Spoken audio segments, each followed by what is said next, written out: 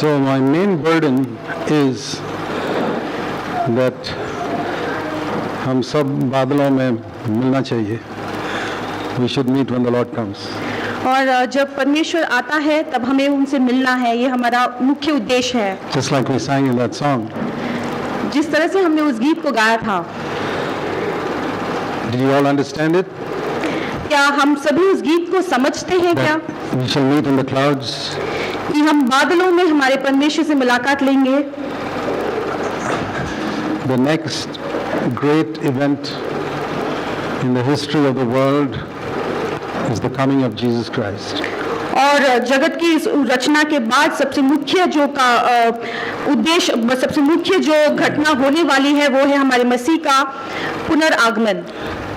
There are many things that are written in Scripture that we see being fulfilled. और बहुत सी बातें जो हमने पवित्र शास्त्र में देखा है जो अभी पूरा होता है. One of the things that Jesus said, let me read to you.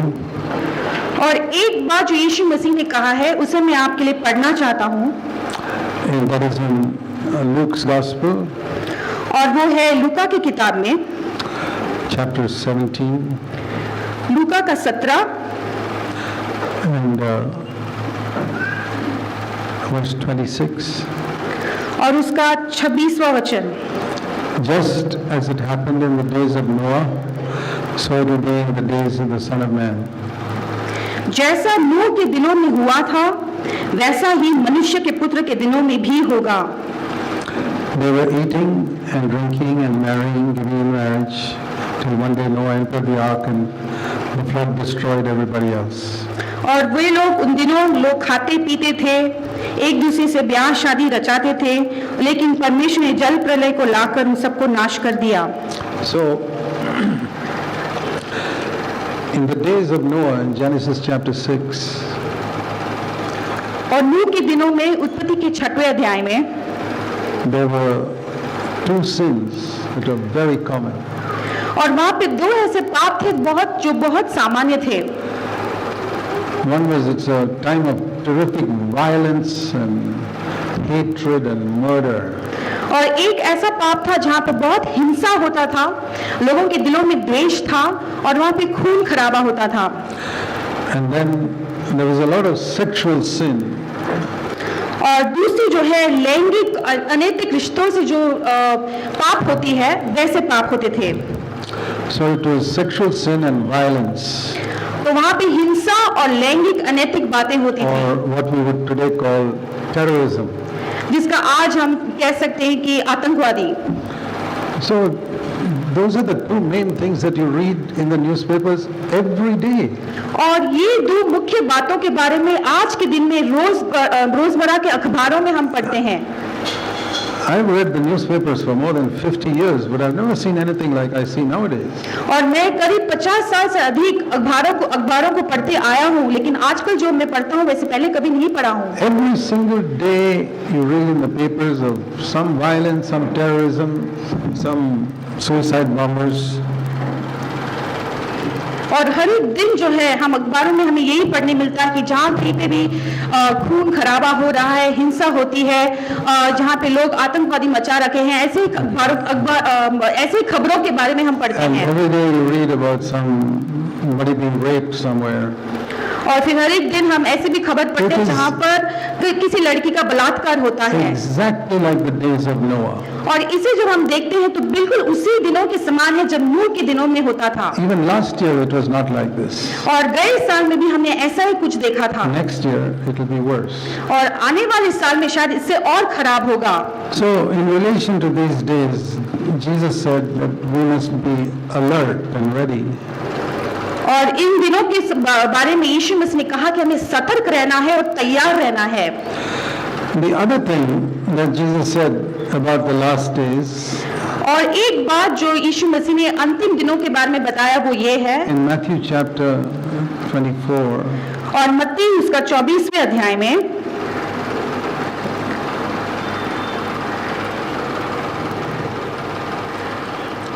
verse 9.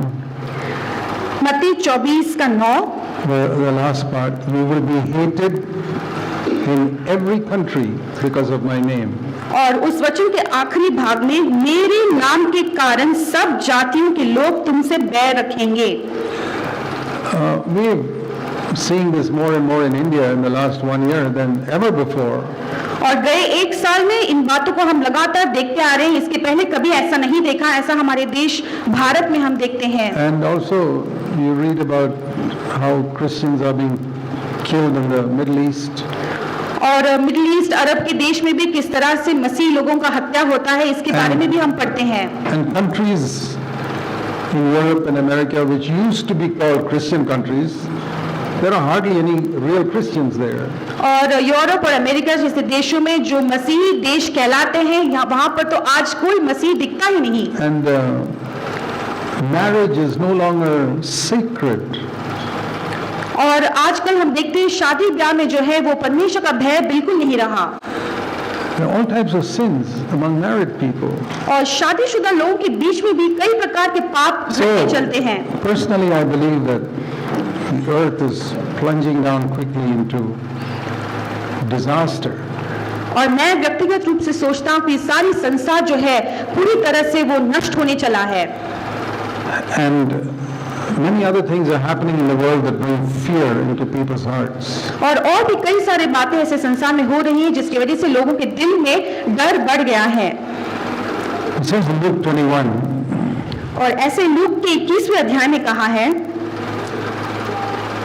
that in the last days, people, verse 26, 21, 26, और लूका 21 के 26 में ऐसा लिखा है, but men will faint from fear and expectation of the things which are coming upon the world, for the powers of the heaven will be shaken. और भय के कारण और संसार पर आने वाली घटनाओं की बाँट देखते देखते लोगों के जी में जी न रहेगा, क्योंकि आकाश की शक्तियां हिलाई जाएंगी। So that first part of the verse we can see around the world there's a lot of fear from all people's hearts. और उस वचन के पहले भाग में जहाँ पे लिखा है कि भय के कारण संसार पर जो है दिल में, लोगों के दिल में डर आएगा, ऐसा हम आज देख सकते हैं। And then suddenly, verse 27, the Son of Man will come in a cloud with power and great glory. और फिर तुरंत जैसे हम 27वें वचन में देखते हैं कि मनुष्य के पुत्र जो है सामर्थ और बड़ी महिमा के साथ बादल पर प्रकट होगा। When the world is worried about what all is happening, तो इसलिए जब संसार जो कुछ बातें घट रही है उसको लेकर चिंतित है, a true Christian एक सच्चा मसीह is excited. वो वहाँ पर आनंदित रहता है। Because it says in verse 28, when these things begin to take place, straighten up and lift up your heads, because your redemption is drawing near. क्योंकि आगे 28वें वचन में ऐसा लिखा है कि जब ये बातें होने लगी तो सीधे होकर अपने सिर ऊपर उठाना, क्योंकि तुम्हारा छुटकारा निकट हो गया है। And when Christ comes, और फिर जब मसीह आएगा, He's not going to take up to Himself everybody who went to a church. और हर एक व्यक्ति जो कलीसिया में गया था, हर एक व्यक्ति को परमेश्वर मसीह अपनी ओर खींच नहीं लेगा। I've been a born again believer for 55 years. और मैं 55 साल से नया जन्म पाया हुआ मसीह बनकर रहा हूँ। And I've seen people in all types of churches. और मैंने कई प्रकार के कलीसियाओं में लोगों को देखा है। And my conviction is that most people who call themselves believers are not born again. लेकिन मेरा ये मानना है कि कई लोग, अधिकतर लोग जो अपने आप को मसीह कहलाते हैं, उनका नया जन्म हुआ ही नहीं है। Even in churches that preach being born again. और उन कलीसियाओं में भी जहाँ पर नया जन्म होने के बारे में संदेश दिया जाता है। I recently heard a man who had been a very godly Pentecostal pastor for maybe 60 years. और हाल ही में मैंने ऐसे एक व्यक्ति के बारे में सुना था जो करीब 60 साल तक एक धार्मिक व्यक्ति पेंटिकॉस्टल मसीह होकर रहा He था। was about 85 years old. और वो 85 वर्ष का था। And in that period, nearly 60 years, he was a pastor. और उस 85 वर्ष में करीब 60 साल के लिए वो पास्टर का रूप में था। And he said having observed Pentecostal churches around the world, और पूरे जगत में पेंटिकॉस्टल की कलीसियाओं को देखने के बाद उन्होंने ये कहा, he said 85% of Pentecostal people are not born again. उन्होंने कहा कि करीब 85% मसीही लोग जो है उनका नया जन्म हुआ ही नहीं है। I believe that. मैं उसका विश्वास करता हूँ। They are taken up with healing and money, and things like that. और उन्होंने चंगाई और पैसे, धन दौलत, ऐसी चीजों को उन्होंने अपना लिया है। But the thing that's going to take us to heaven is not money or health. लेकिन जो हमें स्वर्ग में ले जाने वाला है वो ना ही पैसा है ना ही चंगाई। To whom does God give eternal life? और परमेश्वर किस तरह के लोगों को अनंत काल का जीवन देता है? Many people have been told, just say, Lord Jesus, come into my heart, and that's it. और कई लोगों को ऐसा कहा जाता है कि तुम्हें सिर्फ इतना ही कहना है कि यीशु मसीह तुम मेरे जीवन में आ जाओ, फिर ये काफी है। Now, there could be very sincere people who have turned from sin and hated sin who say that. और ऐसे भी कई लोग हो सकते हैं जो सच्चे मन से पाप से मन फिराए हैं और पाप को छोड़ दिए हैं और फिर उन्होंने ऐसे एक कबूल किया है। And there are others who just say that because they want to go to heaven. और फिर बाकी के लोग ऐसे हैं, वो ऐसे कहते हैं सिर्फ इसलिए ताकि वो स्वर्ग में चले जाएं। When I listen to them, they are both saying the same thing. जब मैं उनको सुनता हूँ तो ऐसा लगता है कि मानो दोनों एक ही बात कह रहे हैं। And most pastors will tell both of them, okay, you're born again, get baptized now and be a part of the church. और अधिकतर पास्टर्स ऐसे लोगों को सुनकर कहेंगे कि दोनों भी सही है, तुम अभी बपतिस्मा ले लो और तुम तैयारी हो जाओ, कलीसिया का सदस्य बन जाओ। But I won't say that. लेकिन मैं ऐसे बिल्कुल नहीं कहूँगा, Because I want to see if this person has really turned. क्योंकि मैं ये देखना चाहूंगा कि यह सचमुच में ये व्यक्ति पाप से मन फिराया है क्या। I look for this thing which is mentioned in Romans chapter 2. और मैं इस बात की ओर देखूंगा जो रोमियो के 2 अध्याय में लिखा गया है। To whom does God give eternal life? और किस व्यक्ति को परमेश्वर अनंत काल का जीवन देता है? This is the biblical answer. और ये पवित्र शास्त्र में से दिया हुआ एक जवाब है। So listen to it. इसलिए इसे ध्यान से सुनिए। First of all, it says in verse 6. और सबसे पहले 6वें वचन में लिखा है। Maybe we begin at verse 4. In verse 4, in the last part, it says, the kindness of God leads you to repentance. और रोमियो के 2:4 वचन का आखिरी भाग, परमेश्वर की कृपा तुझे मन फिराव को सिखाती है। So, God doesn't threaten us saying, you'll go to hell, so repent. इसलिए परमेश्वर हमें धमकी नहीं देता है कि तुम नरक को जाओगे इसलिए तुम मन फिराओ। A lot of people try to lead people to repentance like that. और कई लोगों को इस तरह से मन फिराव की ओर ले आते हैं। But such a person is not wanting to give up sin. He wants to escape hell. लेकिन ऐसा व्यक्ति जो है वो पाप को नहीं छोड़ना चाहता है, वो सिर्फ नरक से बचना चाहता है। See, if I frighten people with hell, who wants to go to hell? They'll all say, oh yeah, let me accept Christ. लेकिन मैं यदि लोगों को नरक के बारे में बताकर डराना चाहता हूँ तो कौन नरक को जाना चाहेगा? सभी लोग कहेंगे कि मैं तो सिर्फ स्वर्ग को जाना चाहता हूँ। But those people may want to escape hell. They may not want to give up their sin. और ऐसे लोग हैं वो सिर्फ नरक से बचना चाहेंगे लेकिन अपने पाप को नहीं छोड़ना चाहते होंगे। I believe in hell and I warn people now and then about hell. और मैं भी नरक पर विश्वास करता हूँ और लोगों को सतर्क करते रहता हूँ नरक के बारे में। Jesus was not always preaching about hell. लेकिन यीशु मसीह हमेशा नरक के बारे में नहीं प्रचार करते थे। He preached against sin all the time. और हमेशा उन्होंने पाप के विरोध में प्रचार किया। And he didn't tell people to turn from hell, he told people to turn from sin. और उन्होंने लोगों को नरक से मन फिराने के लिए नहीं कहा लेकिन पाप से मन फिराने के लिए कहा। Repentance is not turning away from hell, it's turning away from sin. और मन फिराना ये नरक से बचने के बारे में नहीं है लेकिन पाप से मुंह फेरना है। So it says the kindness of God is leading you to repentance. और इसलिए ऐसा लिखा है कि परमेश्वर की जो कृपा है वो तुझे मन फिराव की ओर ले आती है। That's the first step. और ये हमारा पहला कदम है। And that is not a turning away from hell. और ये जो है नरक से मन फिराने के बारे में नहीं है। It's not turning from hell towards heaven. और ये सिर्फ नरक से मन फिराकर स्वर्ग की ओर मन को लगाना नहीं है। It is turning away from sin to holiness. और ये पाप से मन फिराकर पवित्रता की ओर हमें मुड़ना है। There's a lot of difference between turning from hell to heaven and turning from sin to holiness. और नर्क से मन फिराकर स्वर्ग की ओर मुंह फेरना और पाप से मन फिराकर पवित्रता की ओर मुंह को मोड़ना, इन दोनों में बहुत अंतर है। Everybody in the world, we want to turn away from hell and go to heaven. और इस संसार में सभी व्यक्ति जो है ऐसे लोग होंगे जो नर्क से मन फिराकर स्वर्ग की ओर अपना मुंह को मोड़ लेंगे। But 99% of them don't want to give up their sin. लेकिन 99% लोग ऐसे होंगे जो पाप को नहीं छोड़ना चाहेंगे। So a gospel that just tells people to turn away from hell to heaven is not going to save them. इसलिए ऐसा एक सुसमाचार जो लोगों को सिर्फ नरक से मन फिराकर स्वर्ग की ओर अपने मन को लगाने को कहता है, वो लोगों को नहीं बचाएगा। And then on top of that, if we preach to them that Jesus is such a good person that he'll give you money and health, everybody in the world will want Jesus. और फिर उसके ऊपर यदि हम कहेंगे कि यीशु मसीह इतना भला परमेश्वर है कि आपको धन दौलत पैसा सब कुछ देगा, तो सभी लोग जो है यीशु की ओर मन फिराएंगे। The two things that everybody in the world wants is money and health.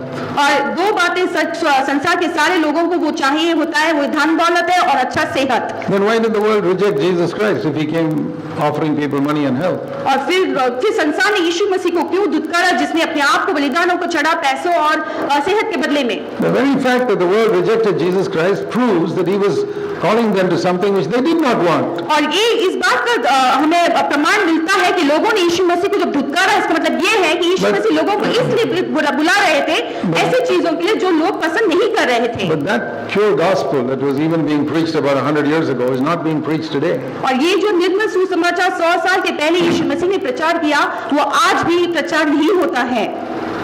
Among the Christians in the world, the percentage of born again people was more 100 years ago than today. और मसीह लोगों के बीच में जितने प्रतिशत लोग नया जन्म पा लिए थे 100 साल के पहले, आज जो है उससे कई प्रतिशत कम है। Because today the gospel mostly being preached has turned around from the truth. क्योंकि आज जो सुसमाचार जो प्रचार किया जाता है, अधिकतर जो है वो जो है सच्चाई से मन फेर लिया है। So here, when you repent, what does it say next? इसलिए यहाँ पर जब हम मन फिराते हैं तो उसके बाद में क्या कहते हैं? Verse 6, God will render to every man according to his deeds. और छठवें वचन में वह हर एक को उसके कामों के अनुसार बदला देगा। And to whom does he give eternal life? और फिर किन लोगों को वो अनंत काल का जीवन देता है? You know, if you were to ask the average preacher today, how can I get eternal life? यदि हम आज के साधारण एक प्रचारक को यदि पूछेंगे कि मुझे अनंत काल का जीवन कैसे प्राप्त होगा, I can guarantee nobody will turn you to Romans chapter 2 verse 7. और मैं तुम्हें ये बताना चाहता हूँ कि कोई भी व्यक्ति ऐसा नहीं होगा जो आपको रोमियो के दूसरे अध्याय के 7वें वचन की ओर ले जाएगा। But I will show it to you. लेकिन मैं आपको वो बताता हूँ। Romans is the one book that explains the gospel better than any other book in the New Testament. और नए करार में रोमियो ऐसा किताब है जो बाकी की किताब से बढ़कर सुसमाचार को बहुत ही अच्छी रीति से बताता है। In fact, in the very first verse, it talks about the gospel of God, chapter 1 verse 1. और रोमियो के पहला अध्याय के पहले वचन में ऐसा लिखा है कि परमेश्वर के उस सुसमाचार के लिए। That's what this book is about. और ये पूरा किताब इसी के बारे में है। And it says in Romans 2:7, और रोमियो के 2:7 में ऐसा लिखा है, God gives eternal life to those who by perseverance in doing good seek for glory and honor and immortality. जो सुकर्म में स्थिर खोज में है, उन्हें वो अनंत जीवन देगा। That is the meaning of this repentance mentioned in verse 4. और चौथे वचन में जो मन फिराने के बारे में कहा गया है, उसका अर्थ यही है। Because their repentance is genuine, क्योंकि वहां का जो मन फिरा है वो सच्चा है, that means they have turned around from their selfish, self-centered way of life. इसका मतलब ये है वो अपने स्वार्थ से, अपने स्व केंद्रित जीवन से उन्होंने मन फेर लिया है। And now turned seeking for glory and honor and immortality. और अभी वो इन सारी बातों के बारे में खोज रहे हैं जो महिमा और आदर और अमरता की है From God. परमेश्वर की ओर से। And they are persevering in that, like it says here. और उस सुकर्म में वो स्थिर रहकर उसके पीछे लगे रहते हैं। Persevering in doing good. और उस भलाई के काम करने में वो लगातार लगे रहते हैं। To such people, we read in Romans chapter 3. और ऐसे लोगों के लिए हम रोमियो के 3 अध्याय में हम देखते हैं, In verse 24 and 25, उसके 24 और 25वें वचन में, that through the blood of Christ he gives them redemption and a propitiation for their sins. कि उसके अनुग्रह से उस छुटकारे के द्वारा जो मसीह यीशु में है धर्मी ठहराए जाते हैं Through the blood of Jesus Christ, verse 25. और 25वें वचन में यीशु मसीह के लहू के द्वारा। So, we don't get eternal life by pursuing after good. तो हम सिर्फ भलाई का पीछा करने से हमें अनंत काल का जीवन नहीं मिलता Now, है, that has to come through the death of Christ, because there's no other way. Our sins can be forgiven. और वो तो मसीह के मृत्यु से हमें मिलना ही है, क्योंकि और कोई तरीका नहीं है हमें पाप से छुटकारा पाने का। If we could get forgiveness by doing good, then there was no need for Christ to die. यदि हम भलाई के काम करने से ही पाप का क्षमा पा सकते हैं तो हमें फिर इस जीवन में और कुछ काम करने की जरूरत है ही नहीं।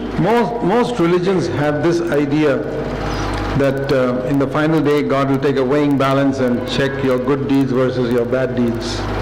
और अधिकतर लोग ऐसे सोचते हैं, अधिकतर धर्म के लोग सोचते हैं कि अंतिम दिनों में परमेश्वर जो है तराजू में ये देखेगा कि आपका जो भलाई का काम है उसमें बुराई के काम के साथ वो अंतर में देखेगा। If the good deeds are more, you go to heaven. If the bad deeds are more, you go to hell. यदि आपके भलाई के काम ज्यादा है तो आप स्वर्ग में जाओगे, यदि बुराई का काम ज्यादा है तो आप नरक में जाओगे। But that's not what the Bible says. लेकिन ये बात पवित्र शास्त्र नहीं सिखाता है, Because even a million good deeds cannot wipe out one bad deed. क्योंकि कितने भी अरबों भले के काम हमने किए होंगे वे सारे वो एक पाप जो है उसे मिटा नहीं सकता। I mean, if somebody has murdered someone यदि किसी ने किसी का खून किया है and he tells the judge, but after I murdered him, I did a lot of good, will the judge say, okay, then you can go? और फिर वो वहाँ पे जो न्यायाधीश बैठता है उसे कहेगा कि देखो मैंने बहुत भलाई करने के बाद मैंने ये खून किया है, फिर न्यायाधीश ये नहीं कहेगा कि ठीक है तुम चले जाओ यहाँ He से। says, I don't care if you have done 50 years of good. नहीं, वो ये नहीं, वो कहेगा कि तुम 50 साल के लिए भलाई के काम क्यों ना किए होगे, मैंने You मुझे नहीं पता। murdered one man, you have to go to jail for life or be hanged. और यदि तुमने एक भी व्यक्ति का खून किया है तो तुम्हें सदा आजीवन के लिए तुम्हें जो है सजा मिलेगी। That is how sin is. और इसी तरह से पाप भी है, Because in God's eyes, even a small sin is very serious. क्योंकि परमेश्वर की नजरों में एक भी पाप बहुत गंभीर है। So, if I have not seen the seriousness of sin, I will never be able to experience real salvation. तो यदि मैंने पाप की गंभीरता को एहसास नहीं किया है तो मैं उस सच्चा उद्धार को कभी चख नहीं पाऊंगा। See, now in the last 40 years, I've seen many types of believers in our CFC churches. और बीते हुए 40 वर्षों में मैंने हमारे सीएफसी चर्चेस कलीसियाओं में बहुत सारे प्रकार के विश्वासियों को देखा है। And I've seen that a lot of people have never taken sin seriously. और मैंने बहुत से लोगों को देखा कि जो अपने पाप को कभी भी गंभीरता से नहीं So, लेते, their experience of salvation is also very shallow. इसलिए हम देखते हैं कि उनका जो उद्धार का जो अनुभव है वो भी उथला ही है। I don't even know whether they're really saved. और मैं ये भी नहीं जानता कि उन्होंने सच्चा जो उद्धार है पाया है या नहीं। I want to try and make the message of the gospel so clear to all of you. और इसीलिए मैं इस सुसमाचार का संदेश इतने स्पष्ट रीति से तुम सारे लोगों को बताना चाहता हूँ That at least you will know whether you will meet Jesus when he comes in the clouds or not. ताकि तुम जान लोगे कि जब यीशु मसीह बादलों में आएंगे क्या आप उनसे मुलाकात लोगे या नहीं। I can't ensure that you will be there, मैं ये आपको दावे से नहीं कह सकता कि आप जरूर वहां पर मिलोगे, but I can show you the way where you can definitely be there. लेकिन मैं आपको बताऊंगा उस रास्ते के बारे में जिसके जरिए से जरूर आप वहां पर पाए जाओगे। And after that, the choice is yours, whether you respond to that message or not. उसके बाद में चुनाव आपका है कि आप उस संदेश की ओर आपकी प्रतिक्रिया है या नहीं। So, I want you to turn first of all to Matthew chapter 3. और मत्ती उसके 3 अध्याय की ओर हम मुड़ेंगे। Before God sent Jesus to the earth, he sent a man called John the Baptist. और परमेश्वर ने यीशु मसीह को इस पृथ्वी पर भेजने से पहले यूहन्ना बपतिस्मा देने वाले व्यक्ति को परमेश्वर ने भेजा।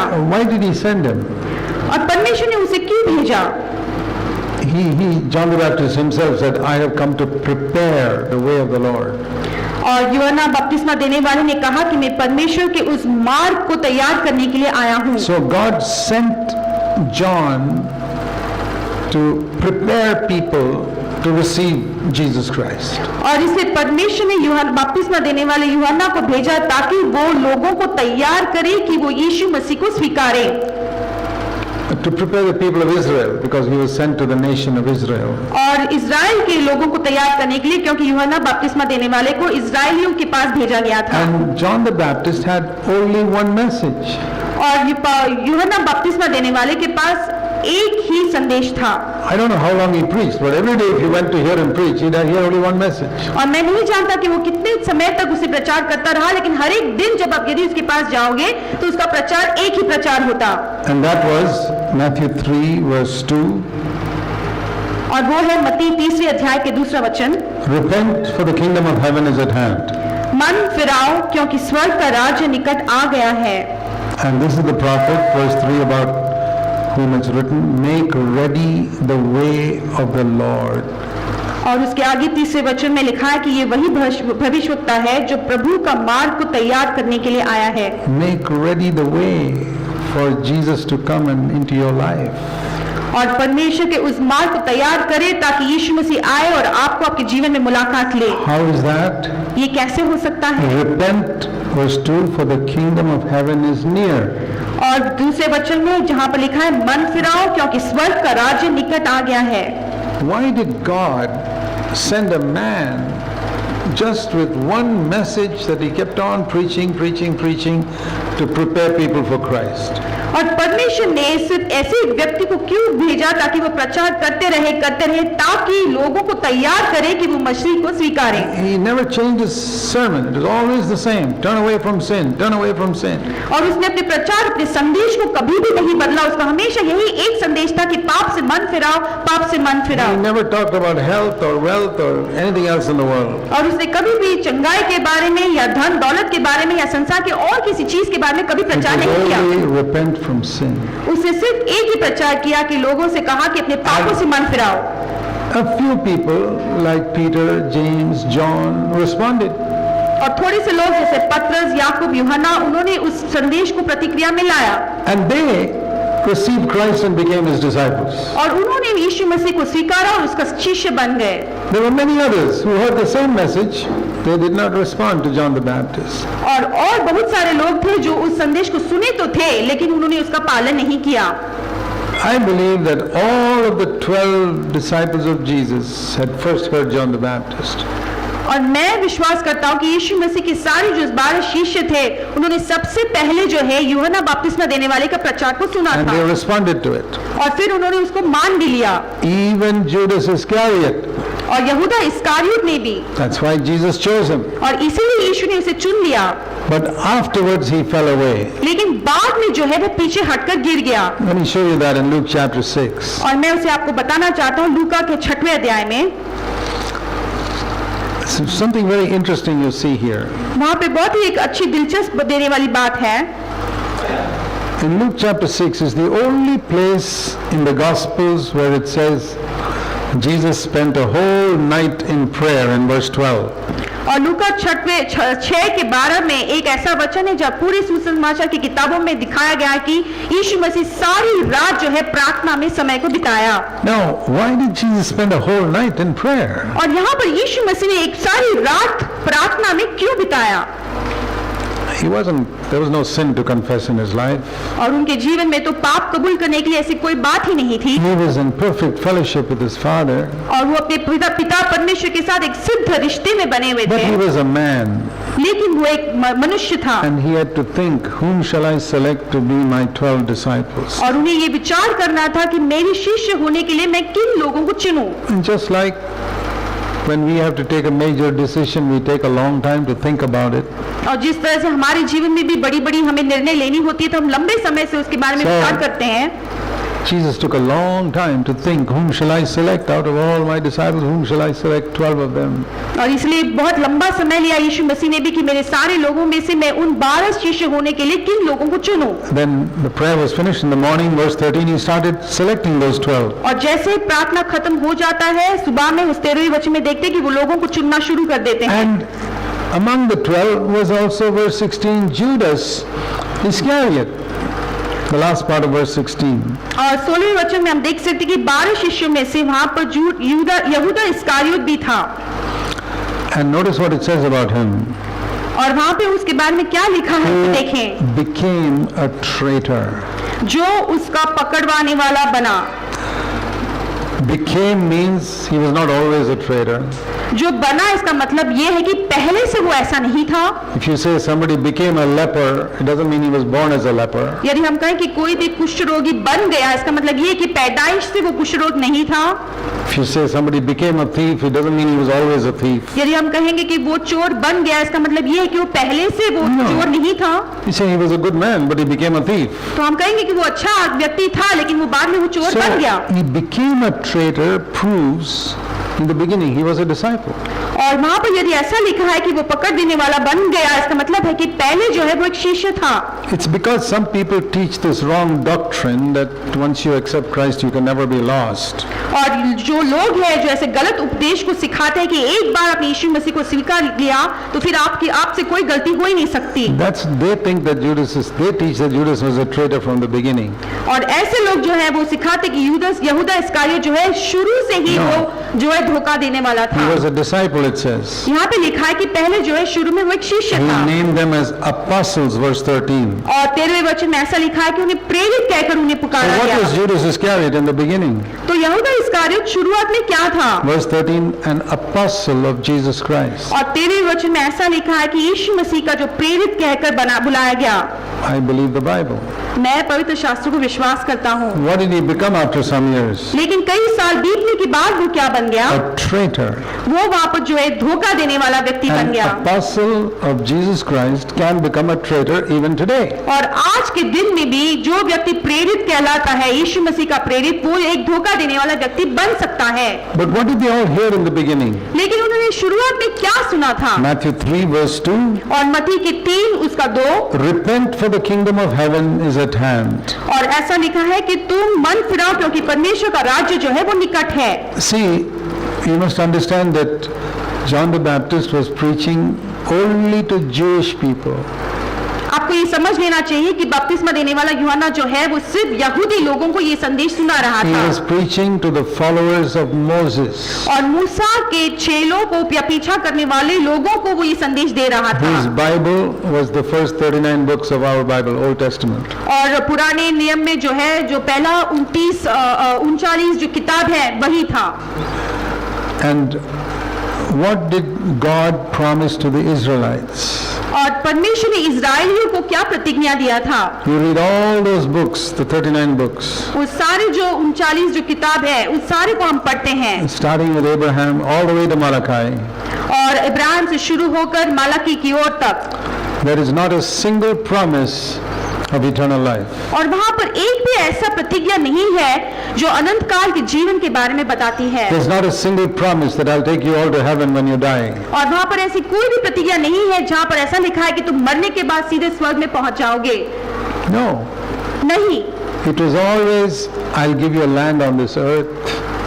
वो हमेशा ऐसे प्रतिज्ञा थी कि इस पृथ्वी पर मैं तुम्हें जमीन दूंगा, I will defeat your earthly enemies. तुम्हारे जो सांसारिक दुश्मन है उन्हें मैं नष्ट कर दूंगा, I will prosper your fields.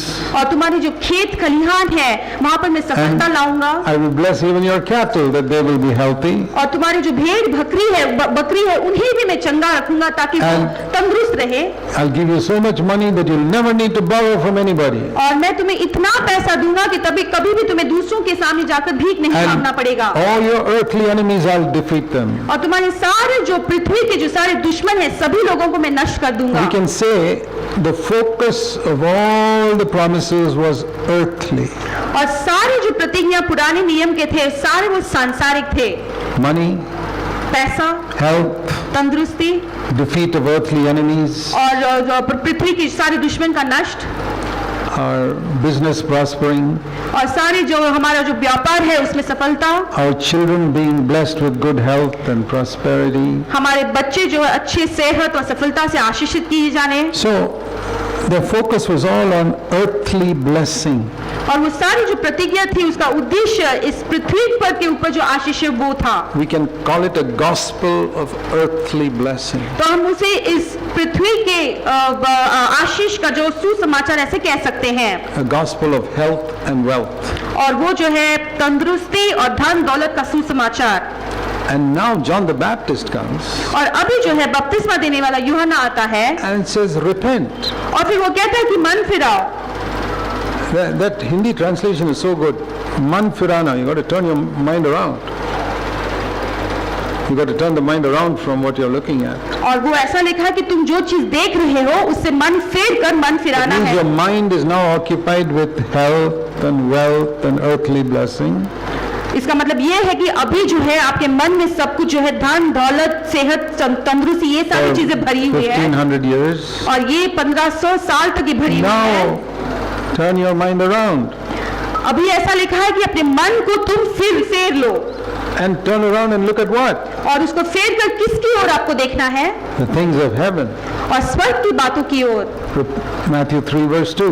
और मत्ती 3 उसका दूसरा वचन। This was the way people would be prepared to receive Jesus Christ. और इसी तरह से जो है लोगों को तैयार किया जाता था कि वो यीशु मसीह को स्वीकारें। God sent a man with this message with no other message. और सिर्फ परमेश्वर ने ऐसे व्यक्ति को भेजा जिसके पास ये एक ही संदेश था और कोई संदेश All नहीं that he था। said every time was turn around from this gospel of health and wealth and earthly blessing to heavenly things. और लगातार उसका संदेश में वो यही कहता था कि ये सुसमाचार जो धन दौलत और सेहत के बारे में उसे तुम मन फिराकर परमेश्वर के राज्य की ओर तुम्हारा मन लगाओ। Then, as it says in verse 3, you'll be ready for the way of the Lord. और फिर जैसे आगे तीसरे वचन में लिखा है कि तुम परमेश्वर के उस मार्ग के लिए तैयार किए This is जाओ। how the way to the Lord is made ready.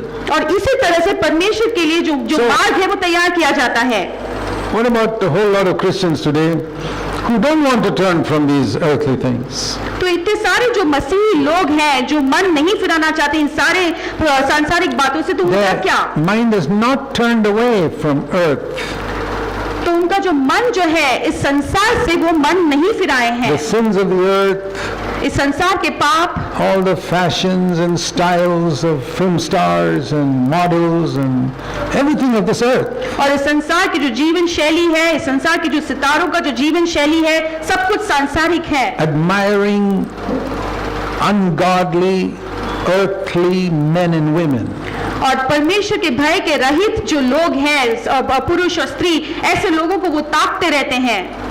The only music they admire is this worldly music sung by ungodly people. और वो ऐसे गीतों को सुनते हैं जो संसार के लोग जो परमेश्वर का भय नहीं मानते, ऐसे लोगों ने जो गीत गाए हैं ऐसे गीत को सुनते हैं। Can you say such people have turned their mind around? क्या आप कह सकते कि ऐसे लोगों ने अपने मन को फिराया है? No. नहीं। But there are preachers who say, no, don't worry about all that. Just ask Jesus to come into your heart. और फिर लेकिन प्रचारक ऐसे प्रचार करते कि ये सब बातें हैं तो भी कोई बात नहीं, सिर्फ इतना मांग लो कि यीशु आपके जीवन में आ जाए। Today we have millions of Christians who have not turned their mind around from all these things, who imagine that they have received Jesus into their heart. और इसलिए आज के दिन में जो है अरबों ऐसे मसीही लोग हैं जो ऐसे सारी चीजों से, सांसारिक बातों से मन को तो नहीं फिराया है, लेकिन वो सोचते हैं कि यीशु मसीह उनके जीवन में आ गए हैं। I'll tell you how Jesus describes such people. और मैं तुम्हें बताना चाहता हूँ कि ऐसे लोगों के बारे में यीशु मसीह क्या कहते हैं। The Pharisees were people who rejected John the Baptist's message. और फरीसी लोग ऐसे थे जो यूहन्ना बपतिस्मा देने वाले का प्रचार को जो है संदेश को ठुकरा दिया। But लेकिन they went around preaching. वो संदेश सुसमाचार प्रचार करते गए They did missionary work. और उन्होंने वहाँ पे सुसमाचार प्रचार करने का They काम would go to किया। other countries without the message of John the Baptist. They went to places and they छोड़कर वो दूसरे देशों में जाकर कोई और ऐसे सुसमाचार का प्रचार करने लगे। just like a lot of preachers today who don't tell people to turn away from all this, the lusts of the earth, but go around preaching. और जिस तरह आज के जमाने में भी जो है कई सारे प्रचारक जो है लोगों को नहीं सिखाते कि किस तरह से अपनी संसार की अभिलाषाओं से मन को फिराएं। So, see what is the result of such preaching. और ऐसे प्रचार करने वालों का जो अंजाम क्या होता है हम देखते हैं। Matthew chapter 23 मत्ती उसका 23वां अध्याय and verse 15. और उसका 15वां वचन। Jesus says, woe unto you scribes and Pharisees, because you travel over land and sea to make one proselyte. हे कपटी शास्त्री और फरीसियों, तुम पर हाय हो, तुम एक जन को अपने मत में लाने के लिए सारे जल और थल में फिरते हो। to make one convert. Imagine a man giving up his job and crossing land and sea to be a missionary. और तुम सोचो, ये कल्पना करो ऐसे व्यक्ति का जो अपनी नौकरी को छोड़कर दूर देश में चला जाता है ताकि वो इस व्यक्ति को मसीह में लाए। Oh, wouldn't you admire a man who's given up his job and crossed land and sea to bring one convert? क्या आप ऐसे व्यक्ति को सराहेंगे नहीं जो अपनी नौकरी को छोड़कर दूर देश में जाकर ऐसा काम करता ताकि एक व्यक्ति को वो मसीह की ओर फेर ले? But Jesus doesn't admire them. लेकिन ऐसे लोगों को यीशु मसीह नहीं सराहते। And he says, when you have converted that man, you have made him a double of a child of hell than you are yourself. और यीशु मसीह आगे कहते हैं कि जब वो मत में आ जाता है तो उसने उसे दुगना नरकीय बना दिया है। So what sort of preaching is this that makes missionary work, that makes a person double a child of hell? और फिर ये किस तरह का प्रचार है या किस तरह का संदेश है जो देने से लोगों को जो है सुसमाचार सुनने के बाद वो दुगना नरकीय बन जाते हैं। I'm sure you've all read this verse. Have you ever thought about what it means? और मैं जानता हूँ कि आपने सब में से इस वचन को पढ़ा होगा, लेकिन यदि आपने कभी सोचा है क्या कि ये वचन का अर्थ क्या है? What is a single child of hell and what is a double child of hell? और इस नरक का एक दूना व्यक्ति क्या है और एक व्यक्ति क्या है? Is there such a thing as a double a child of hell? क्या ऐसा कुछ है क्या जो नरकीय दूना व्यक्ति? Jesus said there is. और यीशु मसीह ने कहा कि ऐसा है। See, everybody is born and lives in sin is a child of hell.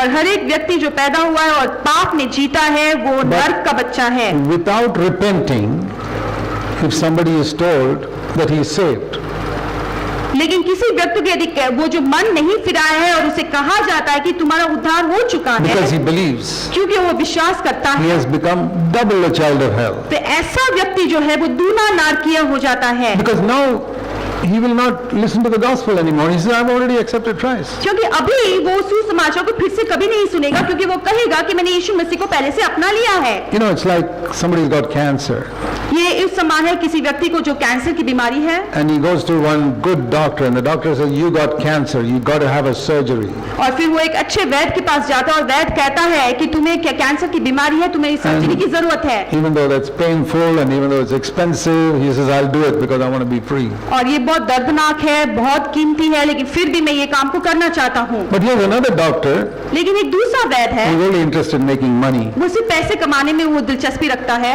just like a lot of pastors today. और बहुत सारे आज के पास्टरों So के समान। another person with cancer goes to that doctor. और दूसरा एक व्यक्ति जिसे भी कैंसर की बीमारी है वो उस तरह के एक वैद्य के And पास that जाता है, doctor is not a good doctor.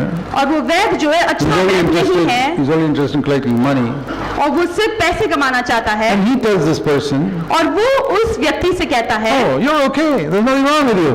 हाँ तुम बिल्कुल ठीक हो, तुम्हें कोई बीमारी नहीं है, And he collects his money. और फिर उसका पैसा ले लेता And this है। man goes out very happy. और ये जो बीमार व्यक्ति है वो चला जाता है, लौट जाता है, बहुत खुशहाल लौट जाता है। He's a picture of a double a child of hell. और वो जो व्यक्ति लौट जाता है वो दूना नारकीय का उदाहरण He's है। got the same sickness as the other person, but he thinks he's free. और वो जो बीमार व्यक्ति है दूसरे बीमार व्यक्ति के समान ही उसकी बीमारी है, लेकिन वो ये सोचता है कि वो अभी स्वतंत्र हो चुका The है। other doctor told this guy the truth and took him through a painful, expensive surgery and cured him. और वो दूसरा वैद्य जो था इस व्यक्ति को सच्चाई बताया और उसे उस दर्दनाक कीमती और रीति से ले जाकर उसे छुड़ाया। But this fellow just gave him a certificate saying, you're okay, man, you're perfectly okay. लेकिन ये जो वैद्य है, ये बुरा वैद्य, उसने सिर्फ कह दिया कि नहीं तुझे कोई खराबी नहीं है, तू बिल्कुल चंगा है, Because he was only interested in collecting his fees. क्योंकि वो सिर्फ उसके पैसे को ऐंठने में दिलचस्पी रख रहा था।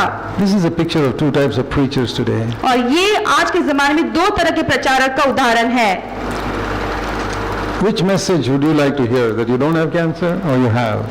आप किस तरह का संदेश सुनना पसंद करेंगे कि आपके पास कैंसर की बीमारी है या आपके पास कैंसर की बीमारी नहीं है? To hear that I don't have it. आप जरूर यही सुनना चाहेंगे कि मुझे कैंसर की बीमारी नहीं है। But if you have it and you're told that you don't have it, then your condition is really serious. लेकिन यदि आपको कैंसर की बीमारी है और आपसे कहा जाता है कि आपको कैंसर की बीमारी नहीं है, तो वहाँ पे और भी वो गंभीर हो जाता है। When people live in sin and they're told they're saved, that is the greatest deception in the world. और जब लोगों को जो लोग पाप में जीते हैं और उनसे कहा जाता है कि वो पाप में नहीं जी रहे, वो उद्धार पा चुके हैं, तो सबसे बड़ा धोखा है। That's why God sent John the Baptist to prepare people to receive Christ. और इसलिए परमेश्वर ने बपतिस्मा देने वाले यूहन्ना को भेजा ताकि उसने उस मार्ग को तैयार करे, लोगों को तैयार करे कि वो मसीह को स्वीकारे। And that's what all of you need to ask yourself. और यही बात आप में से सभी लोगों को अपने खुद से ये प्रश्न पूछना है। Have you received the message of John the Baptist first and then received Christ? आपने सबसे पहले बपतिस्मा देने वाले यूहन्ना का जो संदेश है उसे पहले स्वीकारा, उसके बाद में आपने मसीह को ग्रहण किया है क्या? Which is what? इसका वो क्या है? Repent of this preoccupation with the things of earth and turn your mind to the things of heaven. और इस संसार की बातों से भरी हुई जो पहले मन था, उस मन से ऐसे सांसारिक बातों से मन फिराकर स्वर्गीय बातों की ओर हमारे मन को लगाना है। Not only the sinful pleasures of the earth, और इससे संसार की उस शारीरिक अभिलाषाओं में नहीं, but the preoccupation with a lot of things of this earth. लेकिन बाकी बहुत सारी बातें, सांसारिक बातों से जो हम व्यस्त हैं, चिंतित हैं। There's an Old Testament story और एक पुराने नियम में एक घटना, एक कहानी है of a king called Saul. और ऐसे एक राजा के बारे में जिसका नाम शौल था। You read about it in 1 Samuel 15. और पहला शमूएल उसके 15वें अध्याय में हम पढ़ते हैं। God said, go and destroy all of the enemy called Amalek. और परमेश्वर ने शाऊल राजा से कहा कि अमालियों की सारी जो बातें हैं उनको तुम नष्ट कर दो। Amalek in the Old Testament is a picture of our flesh, our fleshly sins. और पुराने नियम में अमालिक जो है आज हमारे शारीरिक जो पाप है उसको दर्शाता है। And what did Saul do?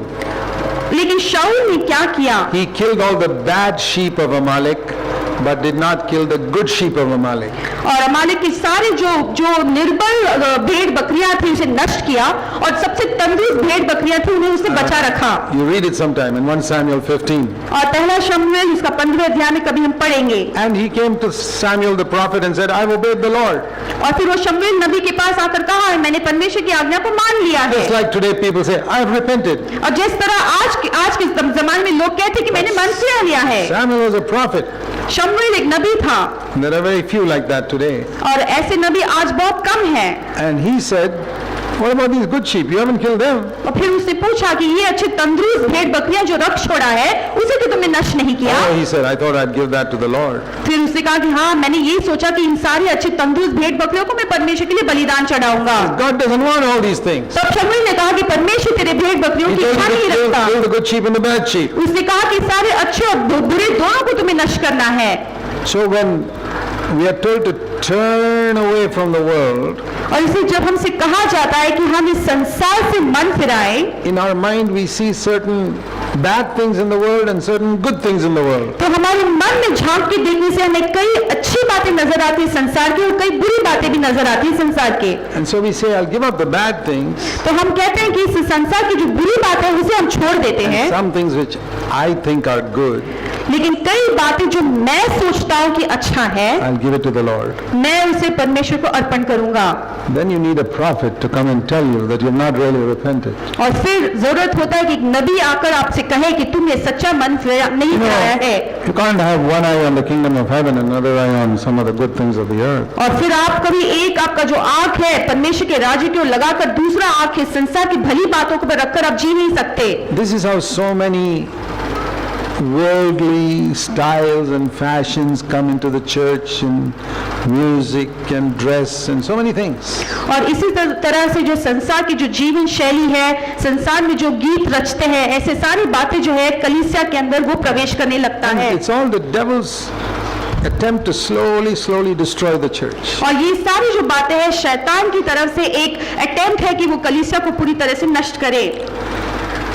I read of an experiment, I don't know whether it's true or not, but I read about an experiment that some people did with a frog. और मैंने ऐसे एक experiment के बारे में सुना है जो लोगों ने एक मेंढक के ऊपर किया था। And they said if you take a frog and put it in boiling water, it'll just die, it'll jump out immediately. और उन्होंने कहा कि आप उबलते हुए पानी में यदि मेंढक को फेंकते हैं तो जब तुरंत बाहर झट से कूद जाएगा। So they tried an experiment. तो इसलिए उन्होंने उसका वो तरकीब किया। They put a frog in cold water. उन्होंने पहले उस मेंढक को लेकर ठंडे पानी में डाल दिया। It stayed there comfortably. बहुत अच्छे सहूलियत से वो पानी में रह गया। And they increased the temperature just by 5 degrees. और फिर उन्होंने थोड़े 5% जो है उसका जो टेम्परेचर तापमान बढ़ाया। Not much of a difference. ज्यादा तो वहाँ पे फर्क नहीं हुआ।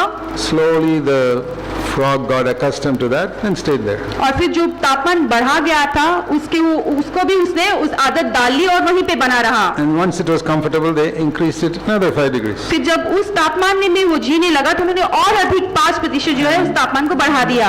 Frog became gradually comfortable to that. फिर थोड़े धीरे उस तापमान का भी आदत लग गया उसको। And little increased. और थोड़ा करके उन्होंने लगातार उस तापमान को बढ़ाते गए। And finally it came to such a hot temperature the frog died. और फिर आखिर में हम देखें कि वो तापमान इतना बढ़ गया था कि वो मेंढक उस उबलते पानी में मर गया। That is what the devil does to the church. और इसी बात को शैतान जो है कलीसिया के साथ करता है। If he brings the world suddenly into the church, many people will run away. We don't want all this. आप यदि संसार की बातें झट से तुरंत लगातार कलीसिया में डालेंगे तो बहुत सारे लोग चौंक जाएंगे कि क्या है और वो चले जाएंगे। Just bring a little 5% through somebody.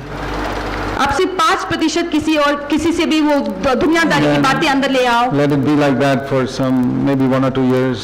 फिर 1-2 साल के लिए वो वैसे रहने दो।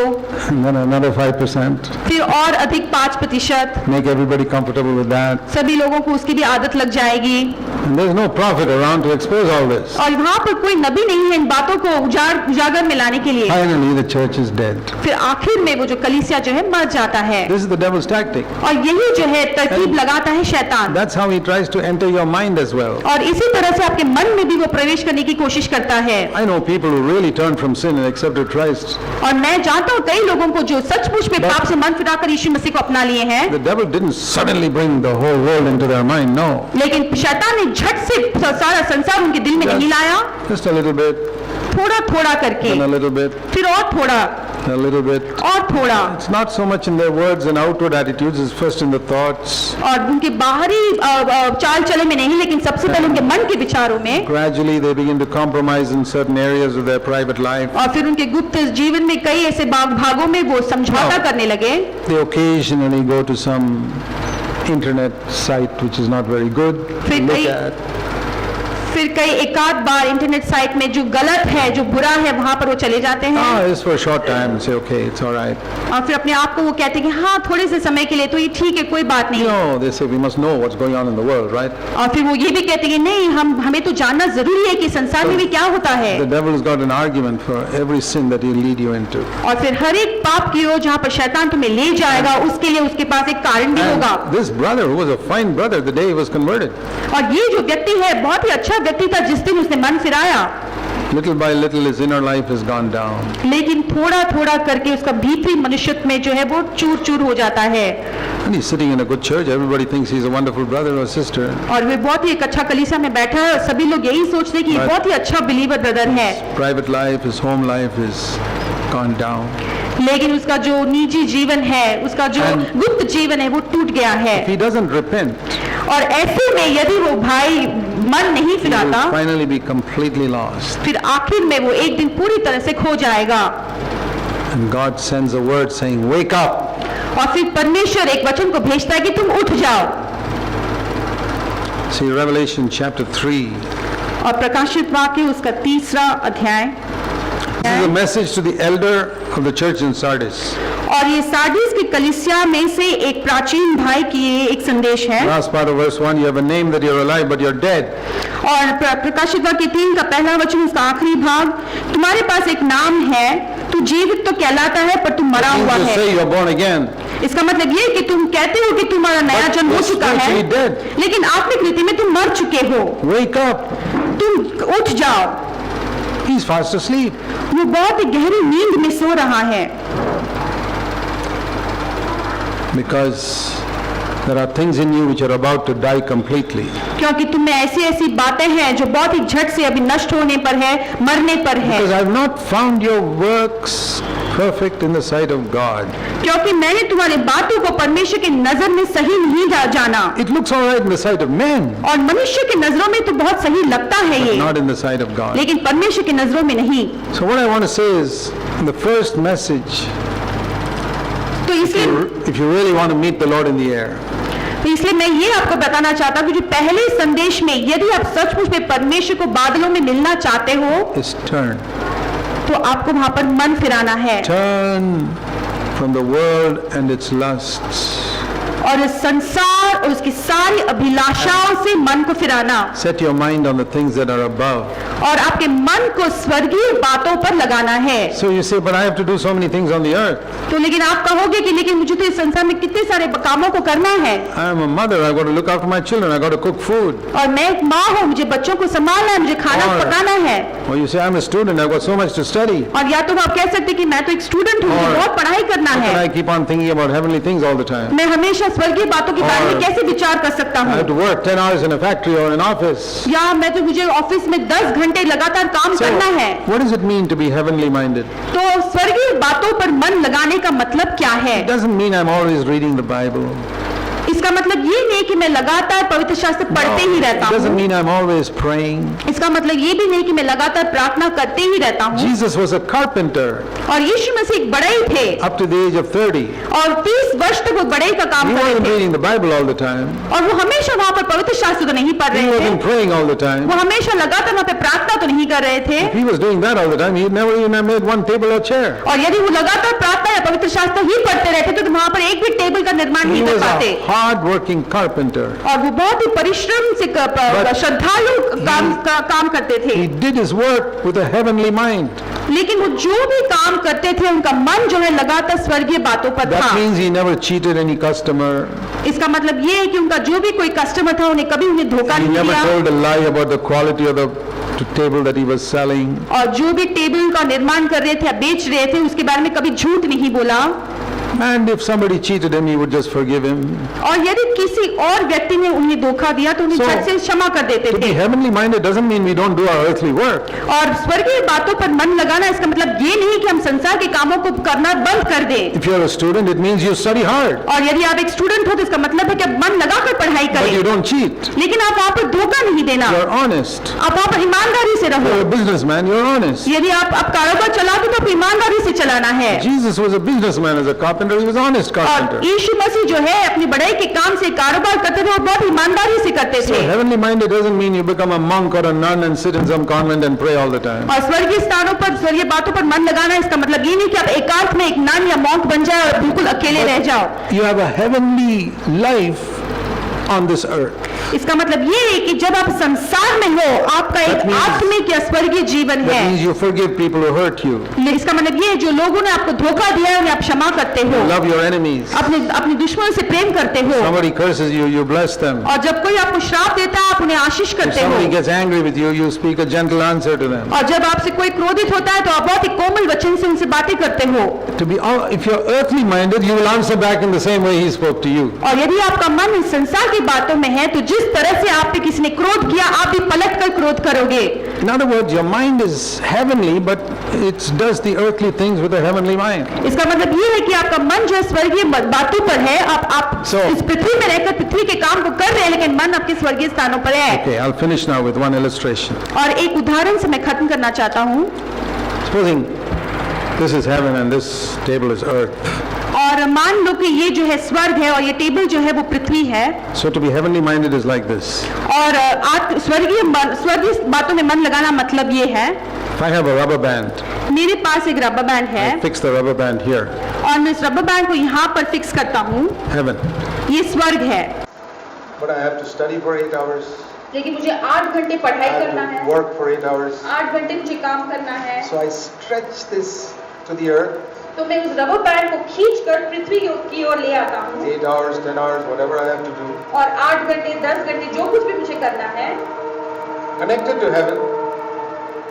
और ये जो लगातार जो है स्वर्ग के साथ जुड़ा हुआ So I है, do everything with a heavenly mind. और सारी बातें जो मैं पृथ्वी पे करता हूँ स्वर्गीय मन रखकर करता हूँ, Upright, honestly, humbly, loving. और सिधाई से, ईमानदारी से, खराई से, नम्रता के साथ, Not to make money, but to be a witness for Christ. और पैसे कमाने की हित से नहीं लेकिन मसीह के लिए गवाही बनने की हित से। When my 8-10 hours work is over, लेकिन जब मेरा 8 और 10 घंटे का जो काम खत्म हो जाता है the rubber band is released, it goes up तो to heaven. और जो रबर बैंड है उसको छोड़ देते तो झट से वो स्वर्ग की बातों पर चला जाता है। Then again tomorrow I have to stretch it to do earthly things. Maybe a mother look after so many things in the house. और फिर अगले दिन में तुरंत जो है हमें उस रबर बैंड को खींचना है पृथ्वी की ओर, हो सकता है माँ हो, बच्चे को संभालना है, घर का काम को संभालना है। But with many believers, it's not like that. लेकिन कई सारे विश्वासियों के साथ ये ऐसा नहीं होता। The rubber band is tied to the earth. और ये जो रबर बैंड है पृथ्वी की बातों पर वो जुड़ा हुआ है। Sunday morning they stretch it for about 2 hours to sing and praise and listen to the word of God. और इतवार के दिन केवल जो है 2 घंटे के लिए वो स्वर्गीय बातों के लिए वहाँ पर जुड़ा देते हैं गीत गाने के लिए। And once it's over, back to the earthly way of life. और फिर 2 घंटे के बाद झट से वो जो रबर बैंड छूट जाते हैं और पृथ्वी की बातों पर आ जाता है। Making money, पैसा बनाना fighting at home, और घर पे झगड़ा करना just like any worldly person. और इस संसार में किसी व्यक्ति के समान Then बिल्कुल। next Sunday stretch it for another 2 hours. और फिर अगले इतवार को फिर से उस रबर बैंड को पृथ्वी से खींचकर स्वर्गीय बातों पर जोड़ना सिर्फ 2 घंटे के लिए। I say these people haven't even understood the ABC of the gospel. और फिर मैं कहता हूँ कि ये लोग जो है सुसमाचार की शुरुआत की बातों के बारे में भी नहीं जानते, They have not listened to John the Baptist. क्योंकि उन्होंने बपतिस्मा देने वाले यूहन्ना के प्रचार को नहीं सुना है। To repent, for the kingdom of heaven is now here. और मन फिराकर परमेश्वर के राज्य की ओर मन को लगाना इसके बारे में नहीं सुना है। So I hope you understand that is the first message.